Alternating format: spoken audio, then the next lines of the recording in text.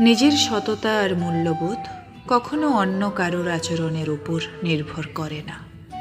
কেউ আপনার সঙ্গে খারাপ ব্যবহার করেছে বলে আপনাকেও খারাপ হয়ে যেতে হবে এমন কোনো নিয়ম নেই। অন্যের ভুল আপনার চরিত্রের মান নির্ধারণ করে না। মানুষ আপনার সঙ্গে কেমন আচরণ করলো সেটা তার পরিচয়, কিন্তু আপনি তার জবাবে কেমন আচরণ করলেন সেটাই আপনার পরিচয়। তাই অন্যের আচরণে নিজের নীতি, বিবেক কিংবা মানবিকতাকে বদলে ফেলবেন না।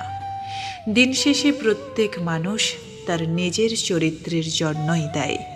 অন্য কেউ তার মূল্যবোধ হারিয়েছে বলে আপনাকেও তা হারাতে হবে।